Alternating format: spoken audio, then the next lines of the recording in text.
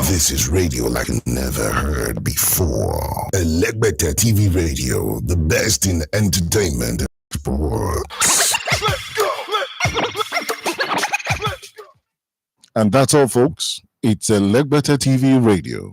Follow us on social media at Elegbete TV Radio.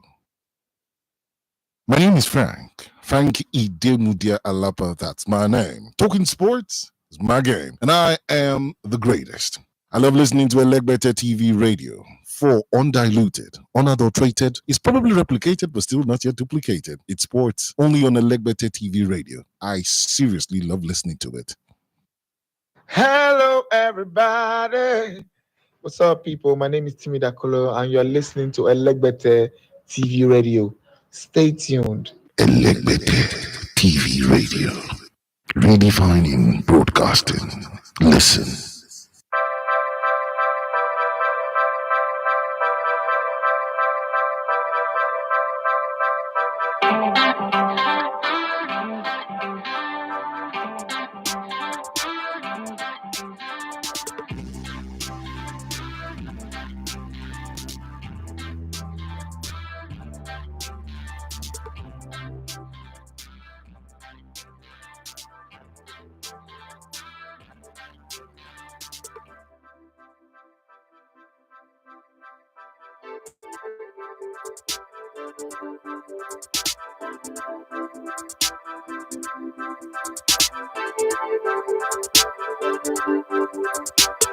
Right, good morning and welcome to the Sports Buffet on Elegbete TV Radio. My name is Daffy Matthias. You love to call me the Elegbete One of Sports. Anyhow, it be they say Ogoro must jump, and no matter how hard reach, Estamara must call a name. So we're here. This is Monday. You know how it is. It's the business day of the show, and we take it as serious as we can.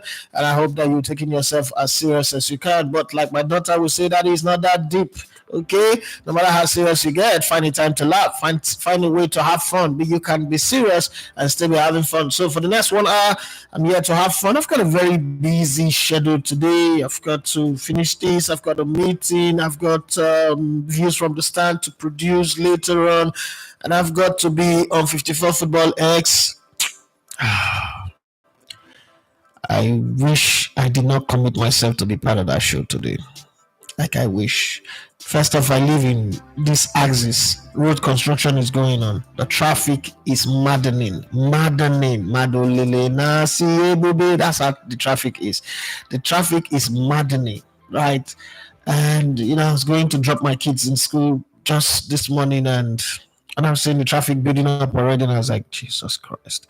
This is where I'll enter and I go to Lekki. First off, I would not even bother driving, okay? But whatever it is, I've committed myself. When you give your word is your name. When you give your word, it means that's what you represent. If you now decide to fail, that's how I behave now. Anytime they mention this, that guy that does not keep his word. So I'm going to try my best to be there, do whatever I need to do. But it's going to happen, okay? Whatever it is, it's going to happen. We're going to do everything we can to make sure it happens. No hard feelings. But after now, I'm going to say no to any invite, anything until this whole road is done completely. Well, we are 36 days to the end of the year. It's quite a lot of things that are possible, but I don't do New Year resolutions. So those of you who are already making a list of what you're going to do, I think that you should continue whatever good you're doing already and then improve upon it. That's how I like to advise people. And I like to say this, that, listen, not everybody can do the complicated things. Not everybody can do the gymnastics and the contortion and all of the twisting and turning. But do you know what? If you are good, if you take the little things, the ordinary everyday thing to excellence level, to the level of excellence, you do them very well. Take for instance, my mantra when I was playing football was that I'll make sure I always come to training before every other person.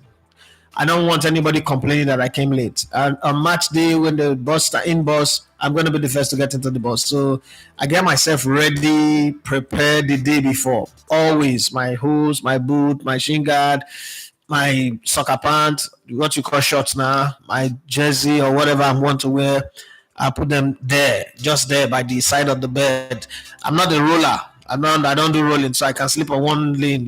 When you grow up in a matchbox house over the years, where you just have to keep your side like this and stay that side like sardine for long, you grow up with it. My wife will say that, why do we have such a big stadium sized bed and you're always on that corner? You don't roll. Well, I don't know. It just happened. You can't teach an old dog a new trick, So those are some of the things. So I keep my things there. Next morning, I know how to brush my feet, go into the bathroom, take my bath, take a dump, as in shit, take a dump, and then I'm ready. You don't have to take food before you go to the morning training, and then I'm done and pack my things. So yeah, ready. If there's a bus picking us, I'm already ready for the bus. I'm ready there, just waiting. There's no phone to press at that time. I'm ready to go. If there is none, I know how to find my way to the Shark Stadium. That's my point. You gotta be ready at all time. Even grassroots football, even when I was coaching, just all of that have to be. When I got into radio too, I brag and say for 13 years I work. I never went to work late one day for 13 years, because it's a natural thing, because I like to do the simple things, the very simple things in an extraordinary way, instead of trying to do one extraordinary thing that I might not be able to do. And at the end of the day, become who you are, you become efficient. So as you go into the end of the year and preparing for the new year, I think you should think about being efficient in the little things that you do. Complain less. There's a lot to complain about, but complain never fix anything. I've never seen anybody fix a problem by complaining. So complain less, focus on the things that you can do them very well. Teach the people that are under your influence. Everybody have 1, 2, 3, 4, 5, 6, 7, 8, 9, 10 people or more that are under their influence. Influence them right. Okay. And there's this thing my friend used to say in Canada. He would say that when you get past 30, the circle of friends you have should not be the ones who say, let's go drink. Drinking should not be normal. You should have if it's something in your fridge or your bar in your house that you want to drink, whiskey, brandy, whatever you want to drink. But you should have friends who say, what's the next investment we're investing? What's the next business we're doing? What's the next invention that we're putting together? What's the next adventure that we're going on together for? To make money, so that when we're old, we will be comfortable, not waiting for government checks or struggling, because then you're not working anymore. And if you don't have your property already, you can go homeless. My friend always say that, and it makes sense. So for those of you who are 30 and above, or probably next year you're going to go into your 30s, make friends who you can invest with, friends who you can plan business with, friends who you can go on retreat and go and set up a project that will be profitable. You can go from farming, very, very little things. If you can't fund it alone, I always say to people, if you can't fund it alone, find 10 people to come together and do a poultry. You're selling the chicken, you're selling the eggs, you're doing all of that. One person is not carrying the burden. You guys are working together. You can even rotate the days that you guys spend on the farm. Makes it easy. I'm just saying that 365 days in a year, if 10 people share it, divide it by 10, everybody know where their own days is, and then they walk around it and then do other things that they want to do. I'm just saying I did this morning. But then football happened over the weekend. A lot of it happened from Friday to Saturday. Yesterday, I actually was very confident that Manchester United, there's still football today. Newcastle West Ham is going to play today. Maduka Okoye, Empoli Udinese is going to play today. Venezia Lecce is going to play today, and quite a host of other teams like that are going to play. But let's backtrack a little bit to Friday and see the results. Okay, Bayer Leverkusen on fire this weekend and scoring 5 goals. It's not easy to score 5 goals. Damn, that's quite a lot of goals scored over the weekend. But then Monaco were 3-2 winner. They squeezed Brest, but Brest, kept coming out. But then at the end of the day, Monaco they come into the game. Yeah, now you know what you think. Anyhow, Paris Saint-Germain were not in this conversation at all. They led to lose. Know that you are yet to lose, and they beat them 3-0. It was like a walkover. Bayern Munich also beat Augsburg 3-0. Getafe beat Valladolid 2-0, and that was where it ended. Third place match played in the Women CAF Champions League for women playoff. Edo Queens lost by 1-0. Well, after penalty, you look at that game and you say they tried, played a draw, and then went into penalty. Their adventure first on the continent, if I'm not mistaken. I think they did well by my standard. Maybe my standards are very low, but I think they did well. It's been a long time we see women team from Nigeria do that well. But then on Saturday, started pretty early. Chelsea were not taking any, prisoners at all, and they beat Leicester at the King Power. There was no power at the King Power Stadium as Chelsea beat them 2-1. Nicholas Jackson and what's the name of the other guy that scored the second goal? But it's not the scorer of the goal that really got me.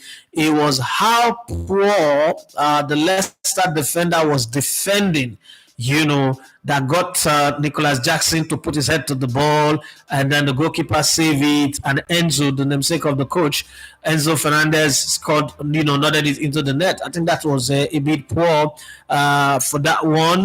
Wilfred indeed he got a yellow card. I don't think he had a pretty good game anyway. But towards the end, Jordan Ayew scored a penalty. That could have been avoided, but then again, it's Chelsea. They like to concede penalties this season.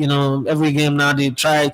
Every other game they'll concede the penalty. I hope they fix that part of it. But I think that Enzo Maresca is doing a great job with Chelsea. If you consider the quality of players he's got in terms of overall athlete compared to other teams, you would say that the Chelsea players are not really as fantastic, not even as fantastic and as consistent as the Arsenal player, but they are on the same point. They are ahead of Arsenal, on the league table. That's a plus for them. For Arsenal, they are back again. Yeah, they won the game against Nottingham Forest 3-0. Everybody should be happy. But then in that game, I saw something that I don't like. Odegaard is back, and the sickness of Arsenal is back. All of a sudden, the left side of Arsenal attack is now dormant, okay? Because no ball is going there. Merino needs to wake up pretty fast and start playing his role. He's still trying to bed into it, but it's getting very, very slow. Remind me of the player that came in on loan from Real Madrid before Arsenal signed Odegaard. I've forgotten his name now. That guy that struggled to bed in. I've forgotten his name, but the guy I'm talking about that struggled to bed into the Arsenal team, and then eventually they let him go, and then he went to go get Odegaard. Merino needs to bed in very, very fast so that the left side can just be as efficient and vibrant as the right side of the Arsenal attack. All of a sudden, Odegaard is back. Bukayo Saka is scoring again, which is very, very good. But then, for me, my moment of the night or the afternoon was Ethan Nwaneri coming off the bench, and within 5 or so minutes, he was among the goals, full of running, full of dribbling, was not afraid, to take on a position, to do leg over, step over, whatever you guys call it. But it was nice. Aston Villa, dragged themselves back into this game. A referee tried to create magic for them, but then the penalty that was awarded was saved by Edison, but eventually the game still ended 2-2. I thought that Crystal Palace had done enough to win this game. The officiating was not really that straightforward, but hey, nothing to complain about. Spurs were shared. It was 2-2. Bournemouth, yeah, they couldn't burn anything. Yeah, Brighton, even with one man down, were 2-1 winners in this game. And I think that the best team won this game. Everton have not scored a goal in 3, and I don't know what's going to happen. Even with one man down, Brentford held on to pick up a point away from home in this game. Fulham, match have not started. Alex Iwobi had called a beautiful left hook into the net, and you could have like, okay, yeah, they're on the road, but Wolves are gradually crawling their way out. Oh, Cunha. That's some football. When you play football like that, I just enjoy it. I enjoy deft touches, quality touches. Cunha, that guy is cooking.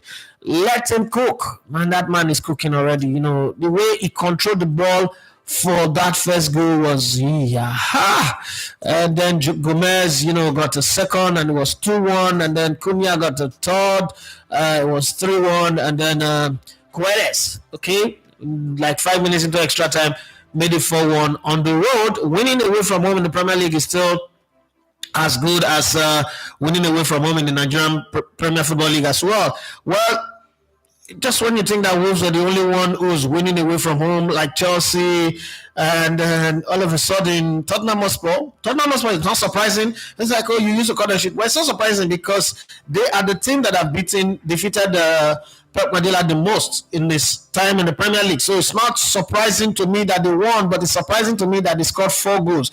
Now Liverpool are going to lose next weekend. Okay. Yeah, I said it. Liverpool going to lose to Man City next weekend. Could have been better if Man City had won this game and Liverpool win a game, but now it is set in stone. Liverpool will be beaten by Man City next weekend at Anfield. Yeah, some of that is not possible. Watch and learn. Okay, so this is how the table stands in the Premier League. Liverpool have won 4 and drawn 1 in the last 5. Man City have lost 3 straight games. Ooh, can't believe that's happening anyway. But you know the funny thing about Man City are so good.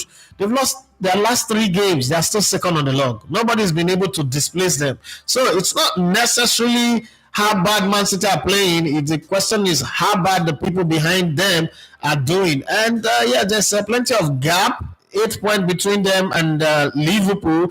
But I mean, that's it's early days in the season. That's not enough to salivate and say, the title is gone to Anfield. There's still a lot of ground to be covered. The funny thing is, this Liverpool can still fall off the top 4. I know Liverpool fans will misinterpret what I just said now, but these are possibilities that are possible in football. But for those Arsenal fans who are hoping that this is the season Arsenal wins the title, this is becoming a 4-horse, 5-horse, 6-horse race, as the case may be. Aston Villa is beginning to slowly but surely go back to where they belong. Manchester United with a new coach, Ruben Amorin, they started like a house on fire. 81 seconds or 90 seconds, let us say 90 seconds into the game. You know, Marcus Rashford playing through the middle, Amad Diallo coming in from the right, wriggled his way past 3 or 4 players like Celestine Babayaro back in the day, crossed the ball, pinpoint accuracy. I thought that the goalkeeper for Ipswich Town was slow to react, and like a pocket picker, Marcus Rashford was there to stab the ball into the net, and you thought that it would build up from there, but this Manchester United, the devil is the devil. There's nothing good about the devil. Everything about the devil, my mother would say, snake fine. Everything about snake comes with poison, so you need to find. So the devil is the devil. No matter what they did, it just didn't change anything, because at the end of the day, it is still the devil, right? And that's how she wrote, as between the twinkle of an eye, Omari Hutchinson, but he was a thorn in the flesh of Manchester United. He was running, dribbling, wiggling, twerking, doing everything. It was always on the turn, on the double, on everything, and he was rewarded with a beauty of a goal. Deflected a little bit, but doesn't really matter. I think that Onana was in good form. Without Onana in that game, maybe Man United would have lost the game. Onana was in good form, but you can tell me what you think about the game, what your reaction is to the game, but that's the way I saw it. Liverpool, on a day that Southampton also played very well, I thought they played very well. Even Onuachu was playing the Cristiano Ronaldo type of game, even though they did score in that game, but they still ended up losing. I thought that was a game they should have won, but their defense just didn't help them at all in that game. In the French Ligue 1, it was a different conversation on Saturday as Olympique de Marseille went away and beat Lens by 3-1. Saint-Etienne beat Montpellier 1-0. Reims and Lyon played at a 1-1 draw. I wasn't expecting that. But then Bayer Leverkusen in Germany beat Heidenheim 5-2. Borussia Dortmund were 4-0 winners, 2 red cards for Freiburg, and that was all she wrote. But then there was a 7-goal thriller, Hoffenheim playing against RB Leipzig. It was 4-3 in favor of Hoffenheim. That was one that was for the history book, as goals were going in as if they were playing basketball. Stuttgart beat Bochum 2-0. Wolfsburg managed to beat Union Berlin 1-0. Same scoreline for Eintracht Frankfurt as they beat Werder Bremen 1-0. Verona were beaten by Inter Milan 5-0 at home. The Inter boys were not playing at all as the game started in the 17th minute. It was straight up into the net for Inter Milan with Joaquin Correa scoring, and then Marcos Thuram on the double as he scored in the 22nd and the 25th minute to make it 3-0. Yes, and then in the 31st minute, all of this happening in the first half of this game, Stefan de Vrij made it 3-1, and just before halftime, it was Jano Ora Bisek who made it 4-1. So at this time, you know that the game is done, down and sorted. And even when you think, okay, they would fight back. Verona couldn't fight back. You're asking, is this the same Verona that beat Napoli on opening the 3-0? Where did all the goals, all the gragra, all the football playing go to? AC Milan couldn't beat Juventus. Juventus couldn't beat AC Milan. So it was 0-0. Yes, and then Ademola Lookman and his Atalanta teammate went all the way to Parma, and they were good money for the game that they played. Even with the Mandan, it doesn't really matter because they were the team that everybody wanted to see. They played the game that you want to see. Won the game 3-1. Rategio scored in the 4th minute. The goal was the salad for Lookman in the 9th minute. Anderson scored in the 39th minute. But Ademola Lookman is not one of those players to give up. And when he got that pass for one Codrado or whatever his name was called, in the 75th minute, he was running home celebrating because he's done what he came to the game to do. So they won that game 3-1, a consolatory goal in the 49th minute for Cancelleri, Matteo Cancelleri for the home side Parma, but didn't change anything. Atalanta were 3 goals too good in that game. Well, that's how she wrote there. But then in Spain was a different conversation as Valencia, got over the flash flood issue and beat Betis 4-2. Atletico Madrid beat Alaves by 2-1. Girona were very, very good. They showed the form of last season as they beat Espanyol 4-1. Las Palmas, yes, were beaten at home 3-2 by Mallorca, even with a man down. Barcelona played at a 2-2 draw, 1 man down, but at least they managed to salvage a draw. And so flick ball is no longer flicking as you would expect, because somehow it's beginning to look strange.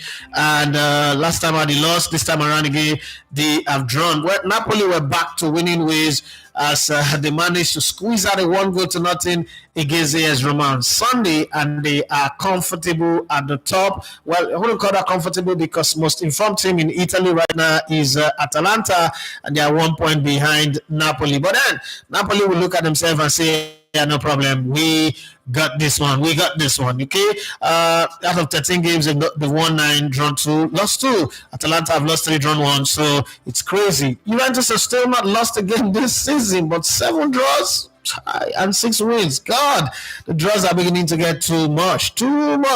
And when you look at it, you say to yourself, they've conceded only 7 goals and scored 21. They need to start scoring a lot of goals. Napoli have scored 20, conceded 9.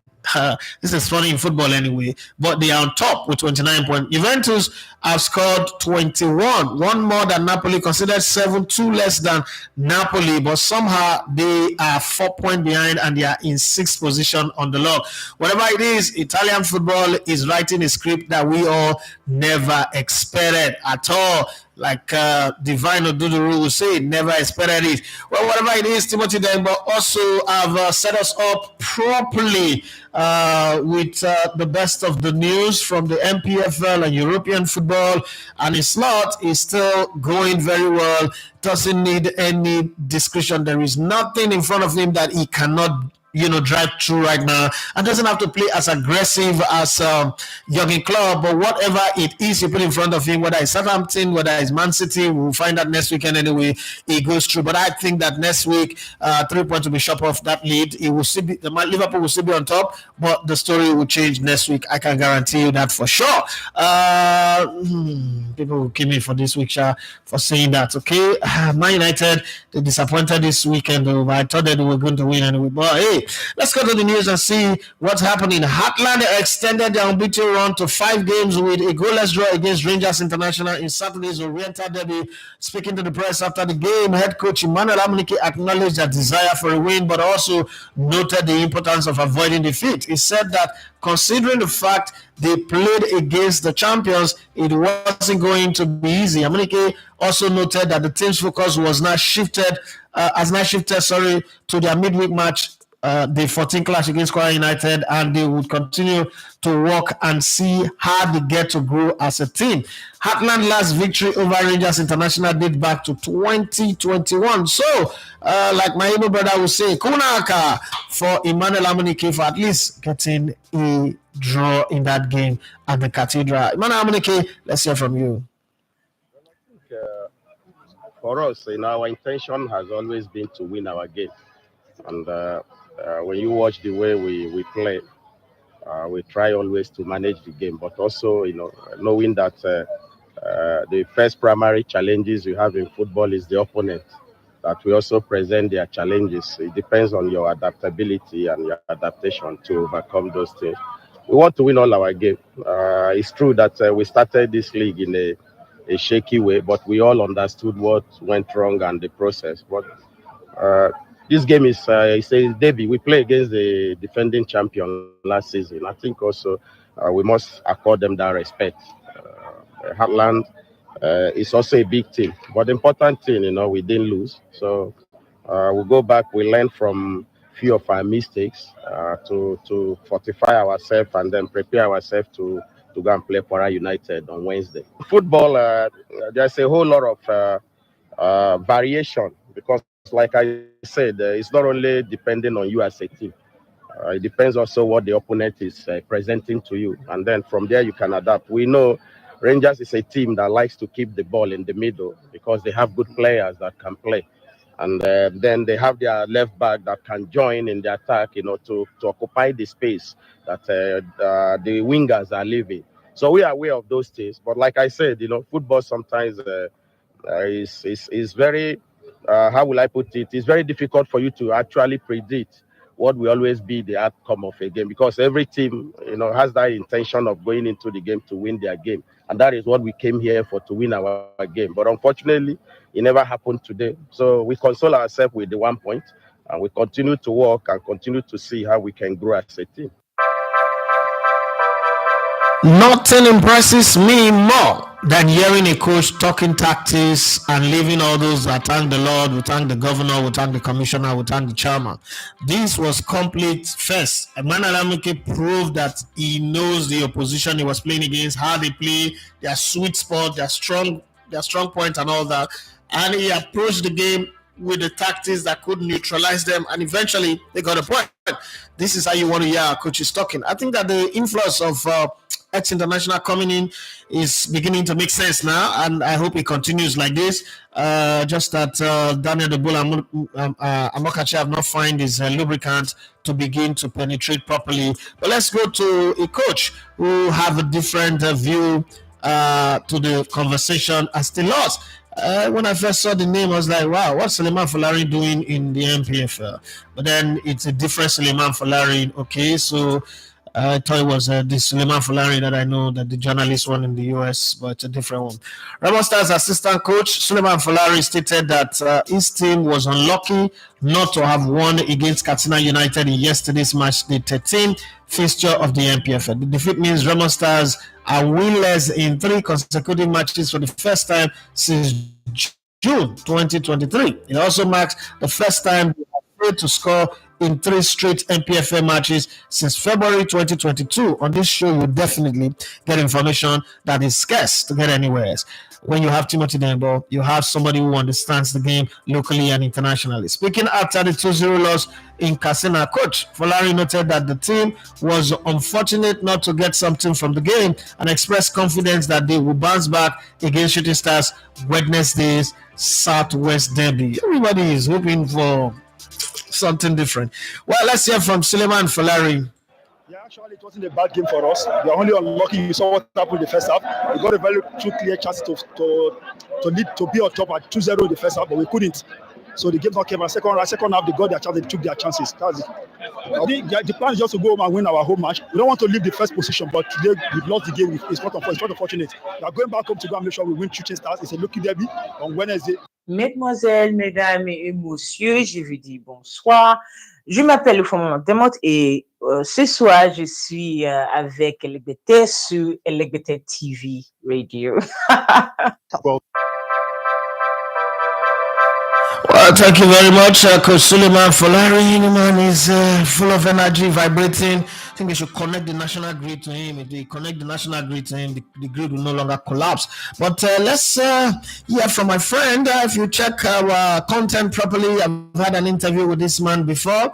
He's the assistant senior editor at the Daily Mirror. He also does some stuff with CNN, Sky Sports, and a host of others. Let's get to hear what he's got to say about Rodri or Manchester City being the team. Okay.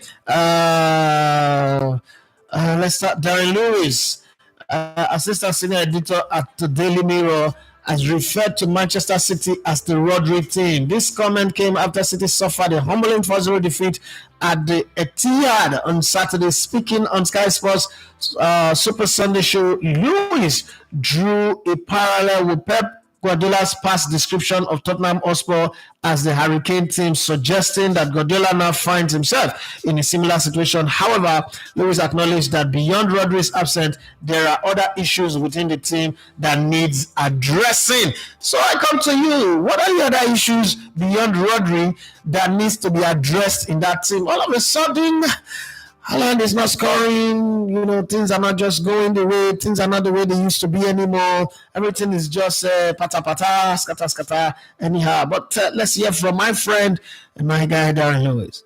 Well, statistically, that he's the main reason, because they've only lost 2 of their 78 games when he's played, which is some stat. I mean, it's quite ironic that Pep Guardiola used to refer to Spurs as the Harry Kane team, when actually City are the Rodri team. Without him, they're shapeless, they're rudderless, they're leaderless, and they don't have anybody to protect that back four.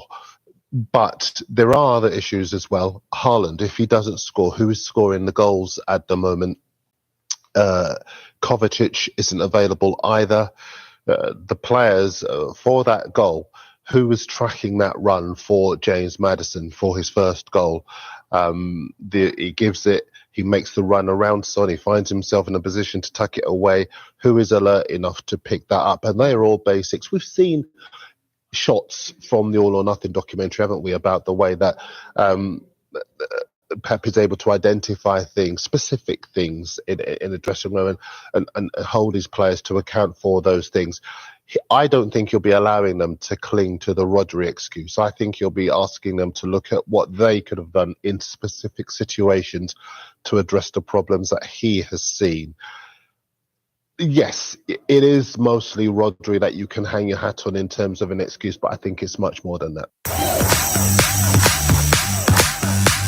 Get entertained. There's nothing like listening to TV radio. It's fun. Talking about dealing with specifics, the coach of Manchester United have gotten to the place where it is now a situation of what I ordered versus what I got. He thought he was just going to come with a magic wand.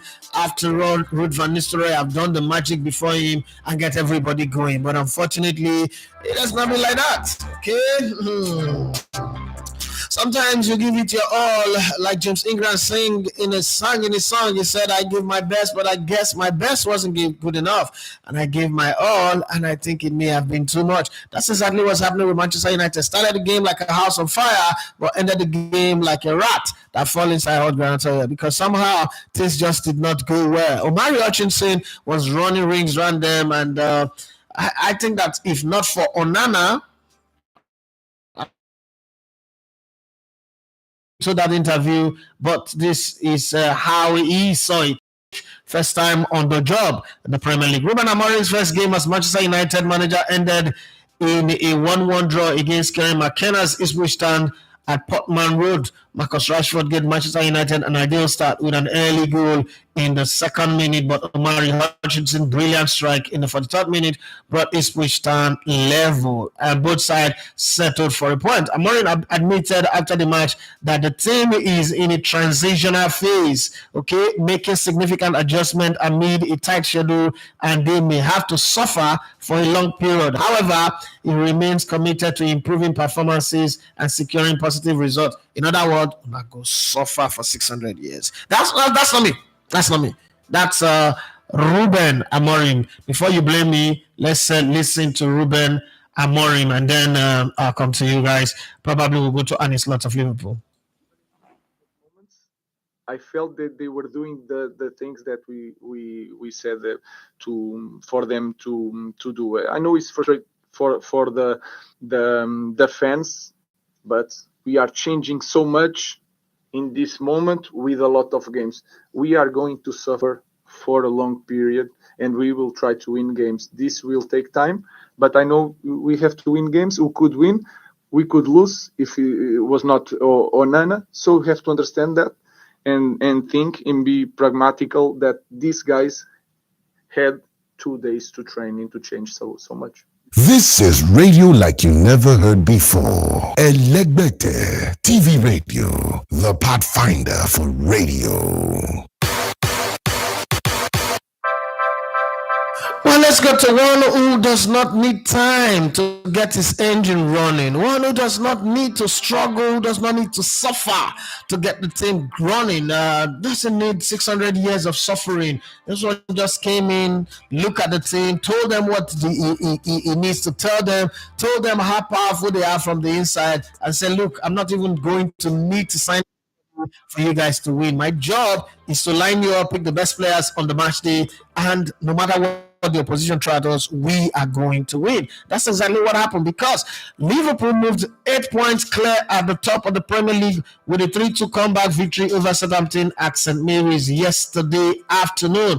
Mohamed Salah's brace played a crucial role in turning the game around and solidifying Liverpool's position at the top of the table. After the match, head coach Arne Slot acknowledged the significance of their lead, but pointed out that being in this position doesn't guarantee success. Referencing Arsenal past experiences, he stressed the importance of staying focused and continuing to work hard. Now, I'm pissed off. Why do you have to bring Arsenal into the conversation? I don't know. No, definitely, but we also know what we have to put into it to get this lead that we have at the moment and to get these wins. So, and I only have to show when the players feel that. I think there were maybe 1 or 2 games for us that were wins by a big margin, but the rest of them were all by small margins. So we know how difficult it is to win a game, and these players have been longer in the Premier League than I've been.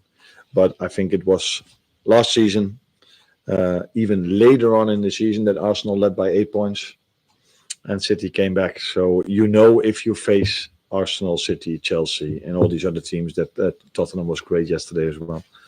They're all able to win so many games in a row. So it's nice to have this position, but we are definitely not get carried away. Elegbete TV Radio. We are not just about radio, TV, or YouTube numbers. We are all about connecting with people and creating a community of great minds and values. Well, we're on to the home stretch now, and like you referenced Arsenal, it's up to us now to now wake up and say, okay, we can also take inspiration from that. Since we keep staying in front and losing the title, maybe it is the doggy style that walk. Let's come from behind and lubricate and enter and penetrate. Sorry, it's Monday. Sorry, let's do business. Let's get into the real business. But Arsenal can come from behind. That's what I mean. Yes, they can come from behind, and let them pray that nobody gets injured again and everybody gets going, and even the little 21 can come from the bench and score goals, and everybody's happy. A team that is winning, everybody's happy. So let's see how that goes. Let me come to your comment section. Every comment you have, let's get them out now, because once it is 1 hour on the dot, I'm leaving the studio. All right, let's see, starting from the top. There's a lot of one-liner here. Peter wanted to say weekend good. Peter say let's go. Lord Mayor say we don't show. Madiva Scott say nice one, my brother. Who's Madiva Scott? Kind of sound familiar, but I can't remember this name. But hey, thank you for always being on the show. Please, guys, if you're not subscribed, we are actually. I think the target was to get to 20,000 by December. We're not in December yet, but we are 23 subscribers away from 17K. Can you guys help us make this happen? Like, get your friends to subscribe. Let's get pushing so that we know that we're looking for 3,000. We're looking for 3,000 more to round up the year. I mean, I'll be very happy if I get to 20,000 before the year goes. Yes, the name I was trying to remember was Ceballos. Yeah, thank you very much, Jamal Abedi Brian Ceballos. That guy was just so gory. They play like Ubris the Blue. Yeah, and Peter Waneda said Danny Ceballos. Yeah, that's the guy I was trying to remember. Precious Eddie was saying good morning, boss. Good morning to you. And what if Liverpool beat Man City next weekend? I don't think they will anyway. I don't think they will. Chuks Adigwe. I agree too. So what a weekend. Southampton was close to doing it, but Liverpool escaped. Remember, that's how Man City started with 9-minute wins before this eventual collapse. Liverpool days at the top are numbered. Are they numbered? 8 points? Are they numbered? Are you sure they're numbered? They're going to be there for a very long time until the end of the season. Season is still very far. I don't think they'll win the league. I don't think so. But they've impressed me beyond my expectation. And it's lot have done way more than I expected. Olafat says, good morning, boss. Good morning to you. This weekend, he gets as he be. That guy ticket as well. That guy ticket, he don't spoil. Arteta ball on display as the Robin Hood of London went to get the point they gave Ipswich at Manchester City. Ben Constantine, he said, good morning, boss. Good morning to you. What is your take on my team, Chelsea? I've always had my take on Chelsea, and I said, and I've said it times the number, they are going to be in the title race. You know, one of the things that I love about Chelsea right now is that they're not playing well. You can't say this is Chelsea's best. This is the best that this crop of players or this coach can give.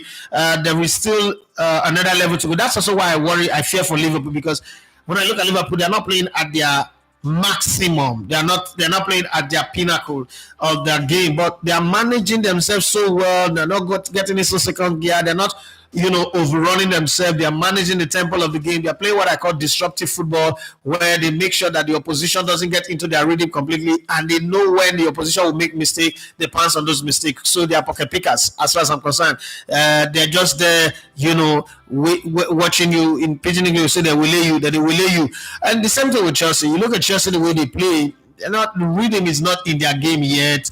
The flow is not consistent. Their ball transition from defense to midfield to attack, it's not consistent on a game-to-game basis. But what they've managed to do, as horrible, as shambolic as their defending can be, the lines are not, in sync. They're not holding the line properly. You've seen them concede the same type of goal regularly, concede the same type of penalties regularly. But one of the things they've learned how to do is make sure that they score more than they concede. That's 1. 2, make sure that when they need to win, they grind that result, they grit their teeth and get into the work. All bronze, maybe no brains, but somehow they've managed to get it done. So the question is, what if they now start winning? That's why, when things were not going well for Arsenal because of injury, I wasn't really that bothered, because as bad as it can get, they were drawing in places where they ordinarily would have lost in previous season. The draw against Man City, draw against Liverpool, draw against Chelsea, even though Chelsea is not really too superb. But when you look at the squad that Arsenal have got, you say to yourself that, well, taking a point from these games would be better, because if you look at those 3 games, in other times they would have lost all 3, and it would have gone like that. But this time you look at those 3 games and you say it was 3 games that they picked up 3 points from. So it's up to them now to go and make up, in other places, go on a run, hope that they don't, slide into injury. There's not going to be any international break again until March, first or second week of March, if I'm not mistaken. So from now till that time, they'll play football. Hopefully they get to January and go to the Babalawo in Dubai and go and squeeze whatever breast that you can squeeze, or lemon, or whatever the stone water out of a rock that they do, and then they come back, and let's see if last time out was a fluke, or they can repeat it again. So if you find a way to put that in the balance, it will be good. But I don't think that Chelsea is doing badly. As not too good as a team. This team is not bad, but not too good as a team is. They are there up in 3rd position in the league. I mean, if you give Chelsea fans 3rd position at the start of the season, that by this time they'll be 3rd, they'll be just behind Liverpool and Man City, I'm sure they'll grab it with both arms and legs and plaster themselves against it. So I don't think it's a bad one. But then again, the Oliver Twist nature in human could be like, oh, Man City is not doing well, we could be above them, or we should be chasing Liverpool. I agree. But if you're objective, that Chelsea have done well so far, but they can do better. Oluwaseyi Adebowale says, I think the defending for Jackson's goal is even worse than the second. Indeed, he was lucky to escape. I think indeed he was very lucky in that game. It was not really. It's not one of his best game, but indeed it's not one of those players that I really want to lambast, because he's also proven himself to be a valuable player, very good. But lately it's a bit slow. His timing is poor. But you can give it time. Maybe it's off form.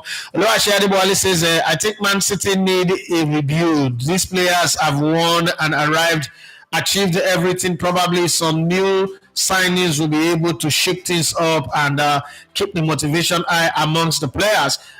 Yes, I agree with that, but I still think that it's not necessarily a rebuild, it's stability that they need. I mean, people forget that Kovacic is not available, and people say, but when Kovacic was there, they were still losing. Rodri is not there. Any team will miss those kind of players. Okay, a player that brings stability and leadership to your team, if he's not there, he's not there. You miss him.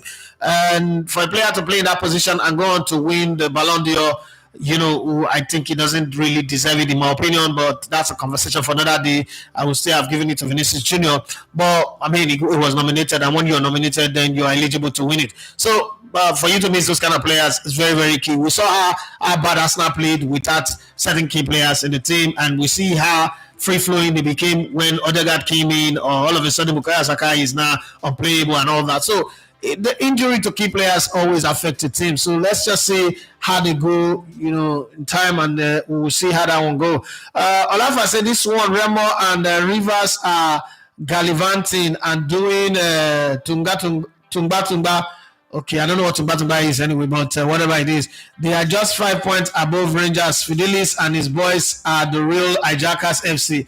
Leave them, let them be playing, and when Fidelis, Ilechiko and the boys go ready, we'll see. Oluwaseyi Adebowale says, but also the market for DM is scarce right now. I can't really think of anyone that Man City can realistically bring in January or the summer to deputize for Rodri. I think there is a player for what's it called? Man City. There is a defensive midfielder in Napoli. In Atalanta, sorry. That guy, Ederson or Derun. I could go get any one of those two and put them in Man City to bring a bit of stability to the team. There is also, I'm not sure Bayern Leverkusen would want to sell him, but there is a defensive midfielder. That guy that scored that scorcher the other day in the 1-1 draw against Bayern Munich. What's his name now? Not Xhaka, not even Palacios. I've forgotten his name. That guy can also become a part, but Palacios too could also add value to that position. So it's not like they are not player. Maybe there are no big name.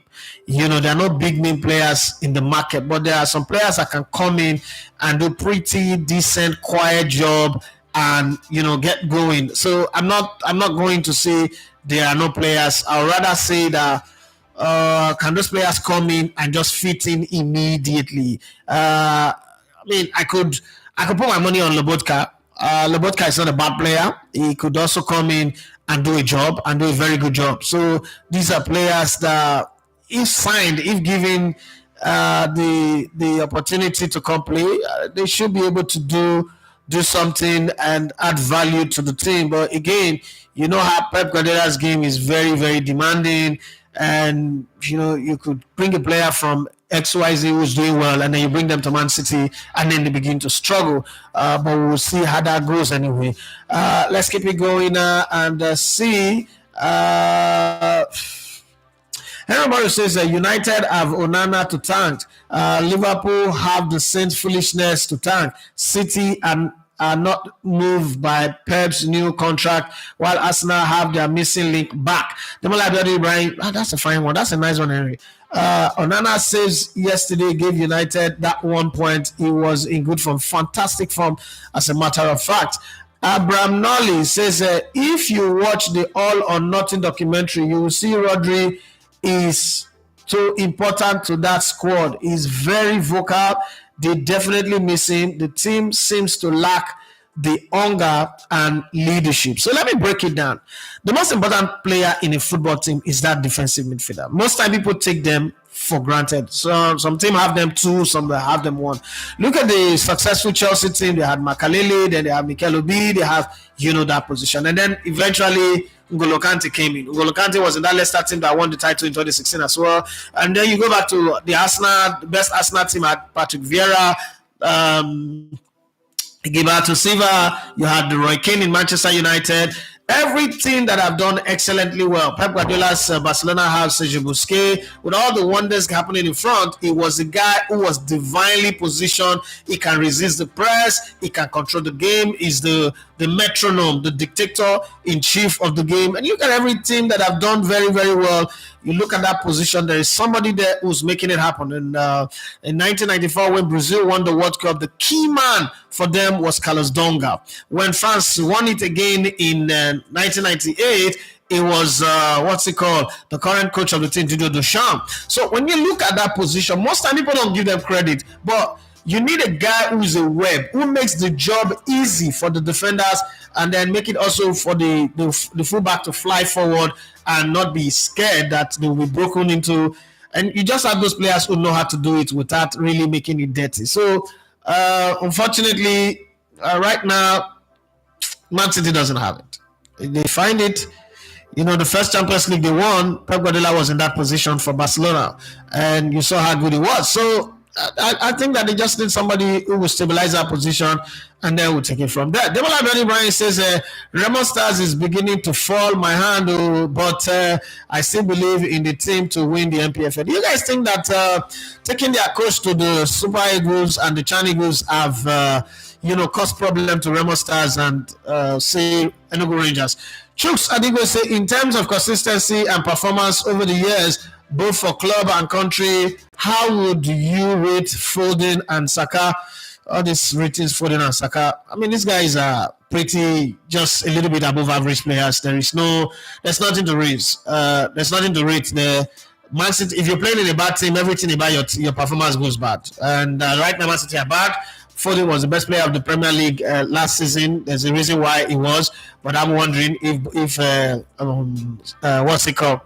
Rodri is winning Ballon d'Or, and Rodri was not the best player in the Premier League last season, but that's a different conversation for another day anyway. But hey, it is what it is. These things happen. But I'm not going to jump into this rating anymore because anything I say, well, it doesn't like Saka. Let's leave it like that. Whatever rating you give them, it's okay for me. Christian Martin said Barcelona without Yamal are toothless. Not really toothless. I don't agree with the toothless phrase. Teams go through certain phase, and again, Lamine Yamal is a class player that anybody would miss. So if he's not playing and you're missing it, it's the right thing. There's nothing wrong. There's absolutely nothing wrong with that, because if you have a Lamine Yamal in your team and he's not playing, you obviously are going to feel the impact of his absence. But toothless does not describe it, because a team that scored 2 goals, you cannot be toothless and be scoring 2 goals. So it's one of those things that happen. It happens in phases, and they're in that place now where they are not seeing the right patches on the field. But Barcelona are still, when the season started, let's be very honest. If they tell you that Barcelona will be 4 points above Real Madrid today, 14 games played, even though Real Madrid have a game in hand, the Valencia game, would you agree that that's going to happen? I mean, they just signed Mbappe, the way everything was going. But hey, it is football. So if I'm a Barcelona fan, I don't think I'm in a place to complain, because if you say without Lamine Yamal they are toothless, they have a Lewandowski who scored 15 goals, they have a Rafinha who scored 8 goals. 2 of them are up there as the top players in the goal scorers chart, with Rafinha also having 6 assists, Lewandowski with 2 assists. I don't really, want to agree with the toothlessness of the conversation, but he brings in verve, he brings in spark, he brings in direction, bringing wit to that Barcelona team. I agree, but toothless is taking it one insult too many. I don't think they're toothless, but yeah, you will miss such a player. Peter wanted to say, why you never say slot call dog a real name? No, Allah. We we will soon start to call dog the name way. Dog not be dog get other name na bingo day ranko day. Now people say now where people will get parents they advise their children and their orphan will take collect your own advice. Arsenal don't share example before, no wahala. We go see at the end of the day. Christopher Martin said this is Arsenal's best chance to win the league, and I think they will win it. I don't know. Let me just stay where I am. I go there happy if they win a shot. Digital Man say good morning, Legote TV family. Good morning to you. Man City is suffering in the defensive midfield space. They are light defensively with no cover that has put pressure in the whole team that they can be torn apart. Okay. Ruben Franklin says good morning. Good morning to you. You say good morning, Legote. Good morning to you. Please, what is your take on blacks using racism as a victim when they are not doing well or when they've been held accountable? Don't you see that as a weak mindset? See, I plead the fifth on this matter. I plead the fifth because I don't talk about this thing. It don't tire me. I don't think that, the excuse. I think black people get away with too many sick excuses, and I don't like it. But when I say it, so you're betraying your own. So not my. I don't have an opinion. It's not related to me. So black people can continue to give those excuses for all I care. Adija Lavoma says they have to quickly reinforce with two defensive midfielders. It is going to be hard, but they have to cough out the money this January. I trust that Man City will be doing that this window. I hope they do. Chicks Adigo say Arsenal just they on their own. Straight bullet. Come they hit them from Liverpool coach, and the slot should be coming down. He should ask Haaland how far after telling Arteta to humble himself. Okay, additional one say, don't ever rule City out, but 3 games lost before the middle of the season, it means there is no room for error. Well, I'm ruling them out of this title shot. Last season they were lucky, say Arsenal going to lose that game to Aston Villa because Lord Mayor say Andrich in Bayer Leverkusen. Yes, I think that's a player that can come into this team, and one is a good passer of the ball, is a good tackler, is clean with his tackles, is stable in midfield, he's got a stable head, and then he can also pass within short range and long range. Even though Pep Guardiola doesn't like long range passing, but he can deliver on both sides. I think he's a guy that they need. But I think that they'll beat Liverpool next week. I also don't think that they'll beat Liverpool next week anyway. Let me say, Baka na initial gragra, they worry them. I don't agree with you on that one. Uwa Makanaki, it's been a while. He said, good morning, everyone. Good morning to you. Olafat says, City and Arsenal are having their own share of injuries and they are doing well. I'm waiting when the table turns to other clubs and we see the narrative they bring up. Uwa Makanaki says, Hala Madrid, yeah, they won 3-0 yesterday. Loa Chiadibuali says, Man City will continue to lose until Rodri returns. That Ballon d'Or, the football gods are angry.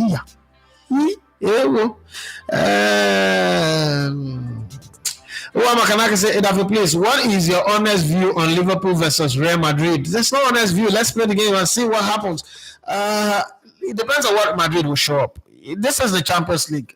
I don't think that any football analyst, any sane person would look at Real Madrid in the Champions League and write them out. But if there is any team that can contend with Real Madrid again in the Champions League, it is Liverpool, right? So this game is delicately poised. It's a kind of game that you just want to stand on the side and as a neutral and enjoy it.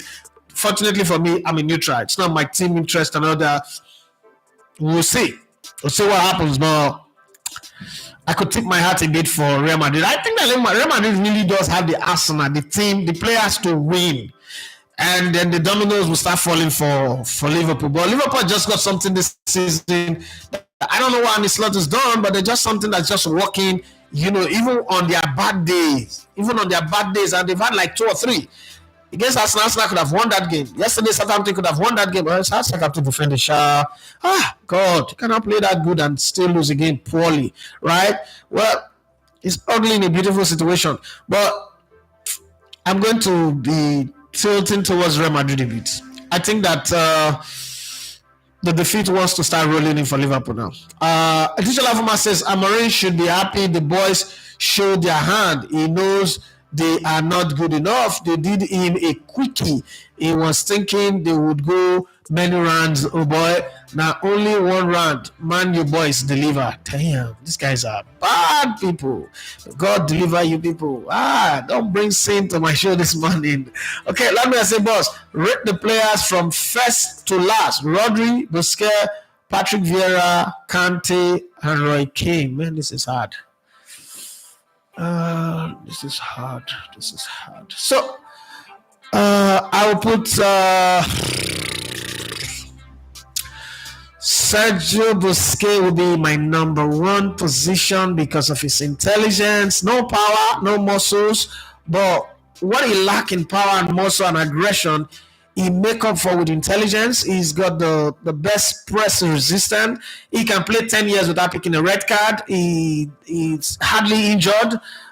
It's the kind of guy that you can depend on. Okay, so he's my number one. Rodri is it's not a hybrid of Sergio Busquets. Sergio Busquets is still better than Rodri. I know some foolish people can argue that why did Rodri win Ballon d'Or? Well, that's not the football. We're talking the football now.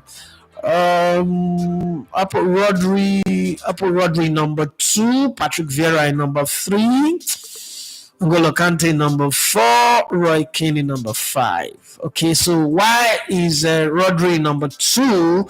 I think that there are times where Patrick Vieira loses his head, Rodri doesn't.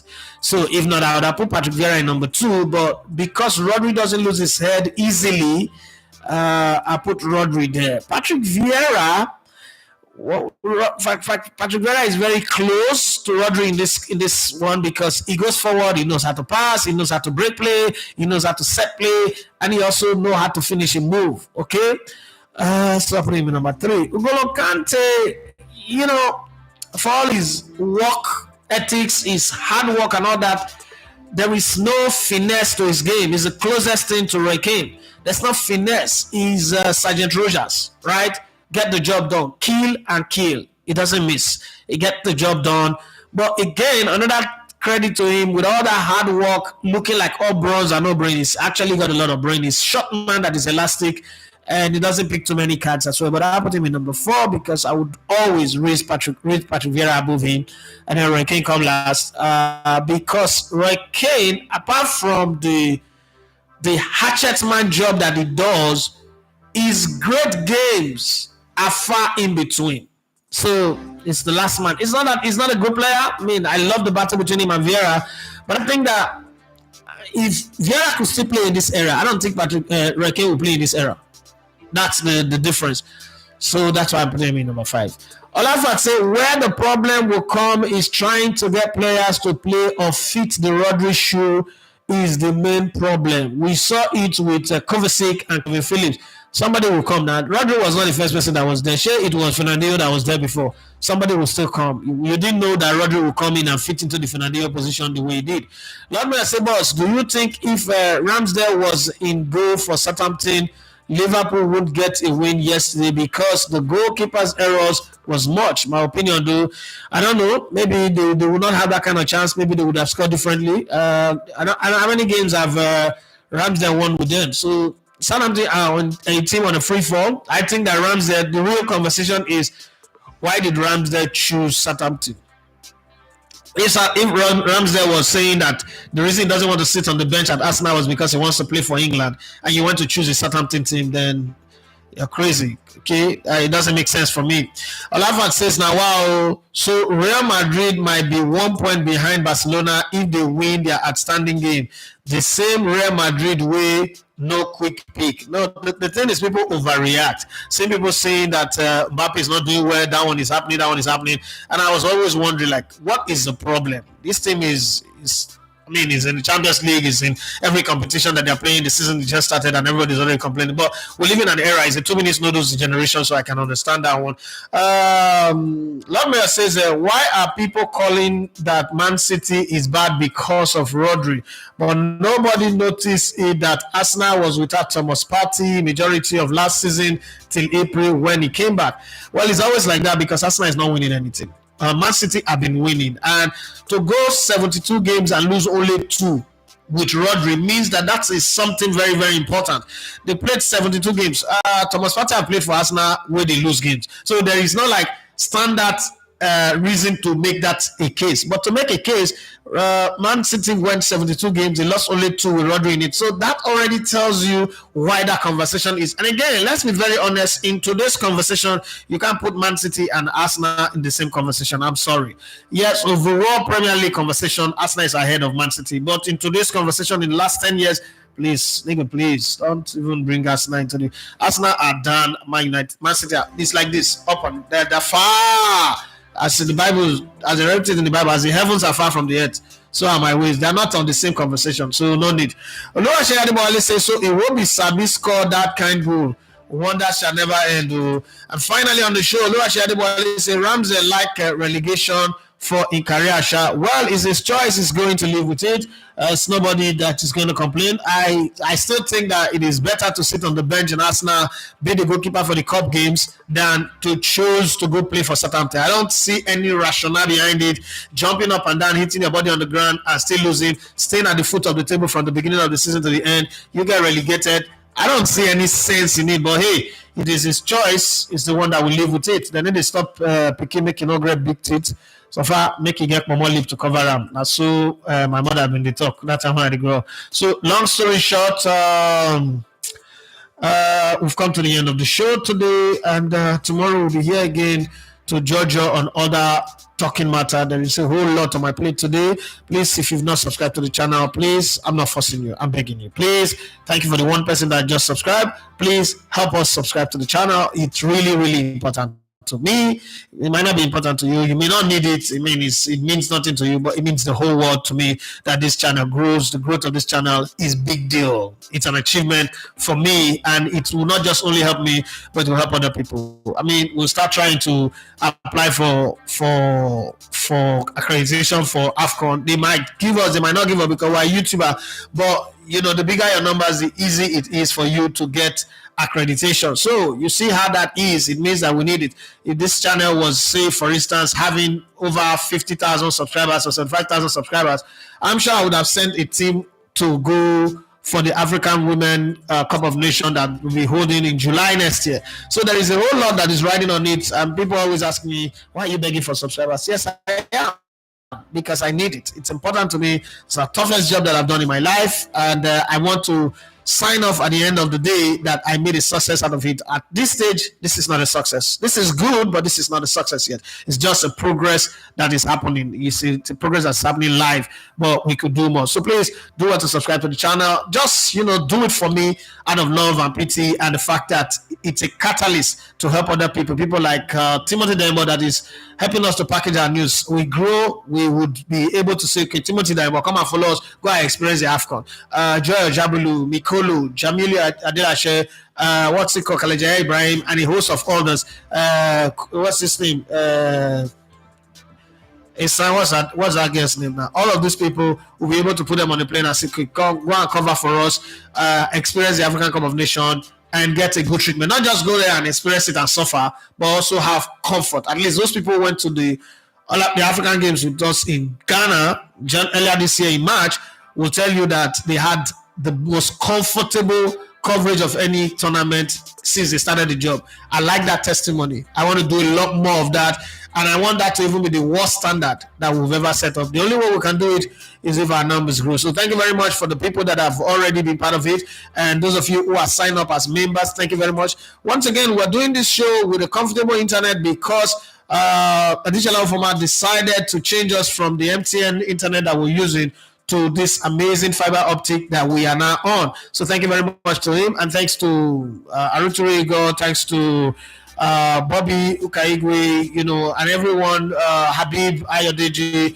everybody who is able to support us, chiming in. Oh, you go and buy fuel, buy that, pay for your internet and all that. Everybody who is supporting, and those of you who are subscribing, and those of you who are signing up to membership, and those of you who give us super chat and super thanks, God bless you. Thank you for your support to the channel. We will continue to do the best that we can do, and thanks to those of you who are, you know, helping us to push the Chronicles of the Legend that we're putting out. Christian Shuku is over 10,000. Etimesin is about 28K. What's it called? Richard Owobokiri is about 6K. So thank you very much. We hope to get better, but thank you very much so far.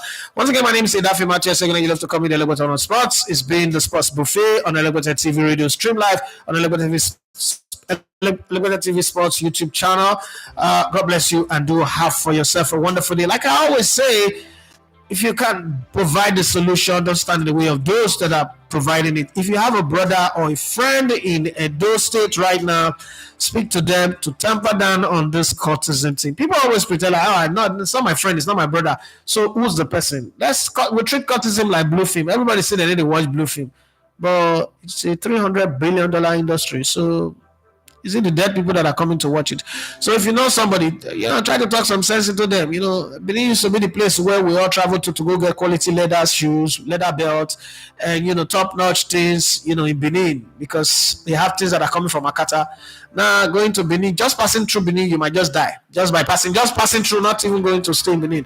And it's not supposed to be good, okay? That's the city where I was born, and I feel it. So that's how Warri started with Warri crisis, and people think it's not a big deal until all the companies, all the businesses all ran away from Warri. They're still suffering it to this day. So for those of you who live in Benin or who have friends and brothers in Benin, tell them that this arms this killing of people is not really good. It's something that we should tone down on.